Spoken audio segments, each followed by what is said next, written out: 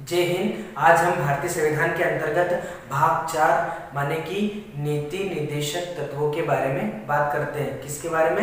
राज्य के नीति निर्देशक तत्व के बारे में बात करते हैं। पहले तो हम बात कर लेते हैं राज्य के नीति निर्देशक तत्व यानी क्या। राज्य के नीति निर्देशक तत्व की बात करें तो वह केंद्र का या फिर राज्य का वह एक ऐसा संस्थान जो अपने आप में स्वतंत्र होता है, जो अपने डिसीजन खुद ले सकता है, उस संस्थान के बारे में हम चर्चा करेंगे।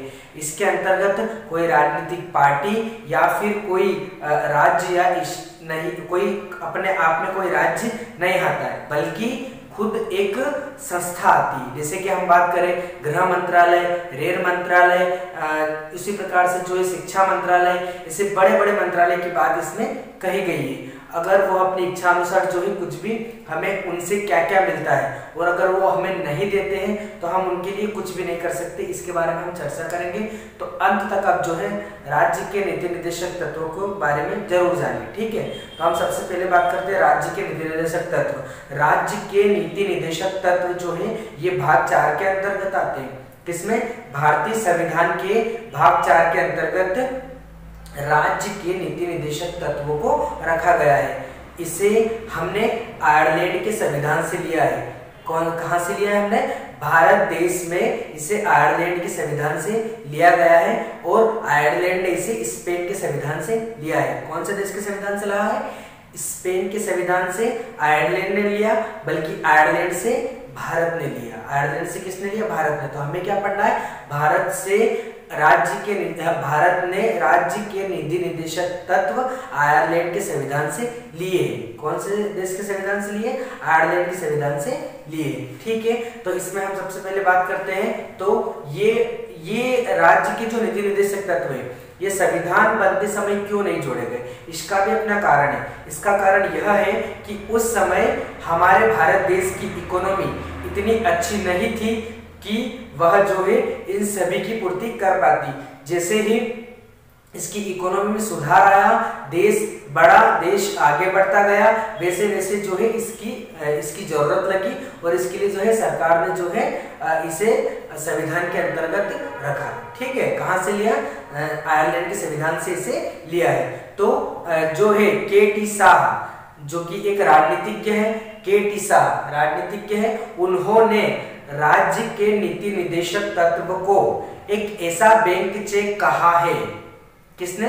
के.टी. शाह ने राज्य के नीति निर्देशक तत्वों को एक ऐसा बैंक चेक कहा है जिसे सरकार अपनी इच्छा अनुसार रखती है। अपनी इच्छा अनुसार अगर वो इसे देना चाहे तो देगी, वरना ना देना चाहे तो नहीं देगी। इसके लिए आप कुछ नहीं कर सकते, इसके लिए आप कुछ भी नहीं कर सकते। पहले तो हम इन सभी इसके अंतर्गत आने वाले सभी अनुच्छेदों को पढ़ लेते हैं। अनुच्छेद 36 से लगाकर अनुच्छेद 51 तक इसके बारे में चर्चा की गई है। अनुच्छेद 36 से अनुच्छेद 51 तक राज्य के नीति निर्देशक तत्वों के बारे में चर्चा की गई है। सबसे पहले हम बात करते हैं अनुच्छेद 36। अनुच्छेद 36 क्या कहता है? तो अनुच्छेद 36 के अंतर्गत आती है परिभाषा। क्या आती है? परिभाषा। किसकी परिभाषा? अनुच्छेद 36 के अंतर्गत राज्य के नीति निर्देशक तत्वों की परिभाषा आती है, जबकि अनुच्छेद 12 के अंतर्गत जो है मूल अधिकार की परिभाषा आती है, जिसकी चर्चा हम जो है अगले वीडियो में कर चुके हैं। तो अनुच्छेद 36 के अंतर्गत किसकी परिभाषा आती है? राज्य के नीति निर्देशक तत्वों की परिभाषा अनुच्छेद 36 के अंतर्गत आती है, ठीक है। फिर हम आगे बढ़ते हैं। आगे हमारे सामने क्या है? अनुच्छेद 37। अनुच्छेद 37 क्या कहता है? अनुच्छेद 37 यह कहता है कि न्यायालय द्वारा लागू नहीं, मतलब कि न्यायालय द्वारा लागू नहीं होगा, बल्कि इसे कौन लागू करेगा? एक राज्य लागू करेगा। कौन लागू करेगा इसे? एक राज्य लागू करता है। न्यायालय द्वारा लागू नहीं होती है और ना ही न्यायालय में वाद के योग्य है। माने कि किसी स्टेट के द्वारा आपको जो सुविधाएं दी जानी चाहिए वो अपनी इच्छा अनुसार देगा। अगर वो आपको नहीं देता है तो आप इसके लिए जो है न्यायालय नहीं जा सकते। कहाँ नहीं जा सकते? न्यायालय, क्योंकि ये न्यायालय में वाद योग्य नहीं है। यह अपने आप में एक स्टेट पर निर्भर करती है जो कि अपना डिसीजन खुद ले सकता है, ठीक है। तो ये जो है वाद योग्य भी नहीं है। अनुच्छेद 36 जिसमें हमने बात करी परिभाषा किसकी? राज्य के नीति निर्देशक तत्व। अनुच्छेद 37 में हमने बात करी कि यह जो है न्यायालय द्वारा नहीं दिया जाएगा, न्यायालय में इसमें कोई भी वाद नहीं कर सकते। न्यायालय के द्वारा इसमें हम कुछ भी बात नहीं कर सकते। ठीक है, फिर हम बात करते हैं अनुच्छेद 38। अनुच्छेद 38 क्या करता है, क्या कहता है, तो इसके अंतर्गत लोक कल्याण अर्थात सरकार जनता का कल्याण करेगी, लोक कल्याण की बात की गई है। अनुच्छेद 38 के अंतर्गत लोक कल्याण की बात कही गई है, अर्थात सरकार जो होगी वो क्या करेगी, जनता का कल्याण करेगी। जैसे कि वह किसी भी प्रकार की योजना निकालेगी, हर प्रकार की योजना निकालेगी और वो जनता तक पहुंचाएगी। ठीक है, अब वो कैसे भी निकाले, हर प्रकार की योजनाओं के इसके अंतर्गत आती है। किसके अंतर्गत, अनुच्छेद 38 के अंतर्गत। जैसे मैंने उदाहरण के रूप में दिया राशन कार्ड। राशन कार्ड भी एक प्रकार की योजना है जो कि गरीब और पिछड़ा वर्ग के लोगों के लिए ये जो है ये व्यवस्था की गई है, ताकि उनको जो है कम मूल्य में एक अच्छे पोषक पदार्थ मिल पाए। ठीक है, तो आपको समझ में आया होगा अनुच्छेद 38। अब हम बात करते हैं अनुच्छेद 39। अनुच्छेद 39 क्या कहता है, अनुच्छेद 39 क्या कहता है, तो अनुच्छेद 39 के अंतर्गत यह आता है कि समान काम करने पर स्त्री हो या पुरुष हो उनको क्या मिलेगा, समान वेतन मिलेगा। अनुच्छेद 39 के अंतर्गत समान कार्य करने पर चाहे वो स्त्री हो चाहे वो पुरुष हो उनको समान वेतन मिलेगा।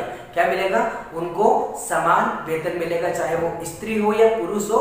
अनुच्छेद 39 के अंतर्गत उन्हें क्या मिलेगा, समान वेतन मिलेगा। इसमें राज्य किसी भी प्रकार का भेदभाव नहीं कर सकता है। ठीक है, फिर हम बात करें समान वेतन स्त्री हो या पुरुष हो, इसमें संसाधनों का उचित वितरण, दोनों के संसाधनों का उचित वितरण किया जाएगा।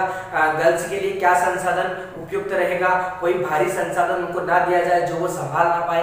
बॉयज के लिए क्या, महिला और पुरुष दोनों को अलग अलग संसाधन का वितरण किया जाएगा कि दोनों किस प्रकार के संसाधन को अपने पास मतलब जो है संभाल सकते हैं। किसके अंतर्गत, अनुच्छेद 39 के अंतर्गत। ठीक है, फिर हम बात करते हैं अनुच्छेद 39 का क क्या कहता है। अनुच्छेद 39 का क क्या कहता है, तो अनुच्छेद 39 के क के अंतर्गत क्या आता है, निःशुल्क विधि यानी कि कानूनी सहायता। निःशुल्क विधि यानी कि कानूनी सहायता क्या होता है इसके अंतर्गत, निःशुल्क विधि यानी कानूनी सहायता। जैसे कि अगर आपको किसी प्रकार की कानूनी सहायता चाहिए, चाहे वो महिला हो या पुरुष हो, तो उसे जो है राज्य के नीति निर्देशक तत्व द्वारा निःशुल्क दी जानी चाहिए। अगर वो नहीं देता है तो इसके लिए भी आप कुछ नहीं कर सकते। इसे कब जोड़ा गया, तो इसे जो है 42वां संविधान संशोधन 1976 में जोड़ा गया। कब जोड़ा गया, 42वां संविधान संशोधन 1976 में जोड़ा गया। किसे जोड़ा गया, तो इसके अंतर्गत वह आता है कि इसे जो है हम निःशुल्क विधि सहायता यानी कि कानूनी सहायता की बात करते हैं, इसको रखा गया है। इसके अंतर्गत हम बात करें तो सरकार को यानी कि राज्य के नीति निर्देशक तत्व को आपको निःशुल्क कानूनी व्यवस्था करनी होगी, सहायता देनी होगी। अगर वो आपको नहीं देते हैं तो इसके लिए भी आप उनको कुछ नहीं कर सकते हैं। ठीक है, ना ही आप न्यायालय में बोलने के बाध्य हैं। ठीक है, कहने के बाध्य हैं। आपको समझ में आएगा, समान का समान वेतन भी समझ में आ गया होगा। इसके अंतर्गत क्या है, सरकारी प्राइवेट संस्थान करता है तो इसके लिए भी सरकार कुछ नहीं कर सकती, लेकिन सरकारी संस्थान में ये जो है समान वेतन वाली व्यवस्था रखनी होगी। लेकिन अब देखते हैं कई प्राइवेट संस्थान ऐसे होते हैं जहाँ महिलाओं को कम से कम जो है वेतन में रख लिया जाता है, बल्कि पुरुषों को उससे आंका जाता है। इसीलिए अधिकतर स्कूलों में देखते हैं महिला की संख्या ज्यादा होती है, क्योंकि प्राइवेट संस्थान में। क्यों, कारण क्या होता है, क्योंकि महिलाएं ऐसा होता है कि उनको सैलरी से वो नहीं होता, उनको ये होता है कि उनका खर्चा निकल जाए, उनका काम चल जाए, इतना ही बहुत है। बाकी पुरुष होता है, उसे अपना पूरा फैमिली चलाना पड़ता है, उसे अपना पूरा परिवार चलाना पड़ता है, इसलिए पुरुष को इस बात का ध्यान रखना होता है। ठीक है, तो आपको ये भी समझ आया होगा। किसकी बात करी हमने, समान वेतन वाली बात हो गई, निःशुल्क विधि सहायता, कानूनी सहायता 42 संविधान संशोधन 1976 में से जोड़ा गया। ठीक है, फिर हम बात करते हैं अनुच्छेद 40। अनुच्छेद 40 क्या कहता है, ग्राम पंचायतों का संगठन।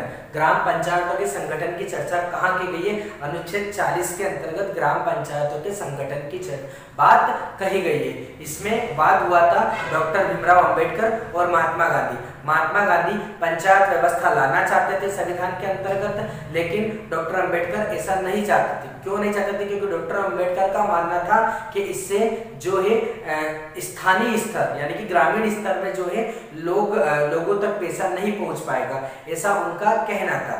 ठीक है, किसका? डॉक्टर अंबेडकर का। जबकि महात्मा गांधी का मानना था कि ऐसा जो है करना जरूरी है। तो जो है डॉक्टर राजेंद्र प्रसाद जो थे, उन्होंने कहा कि दोनों की बात को रखते हुए इसे राज्य के नीति निर्देशक तत्व में रखा गया। कहाँ रखा गया?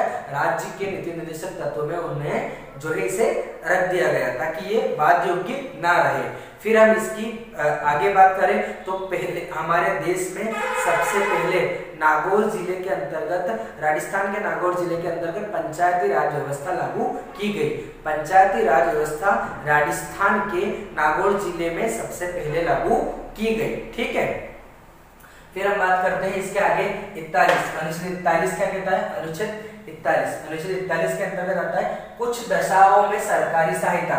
कुछ दशाओं में सरकारी सहायता की अगर हम बात करें तो इसके अंतर्गत वह होता है कि सरकार कुछ दशाओं में आपको सरकारी सहायता दे सकती है। जैसे कि कोई व्यक्ति काम करने योग्य नहीं है तो उसको किसी प्रकार की पेंशन दे दी जाएगी, या फिर जैसे वृद्ध व्यक्ति को, विधवा महिला को, तो जैसे मैंने यहाँ पे कर रखा है शिक्षा, काम और शिक्षा संबंधित जो है कुछ दशाओं में उनको सहायता दी जाएगी।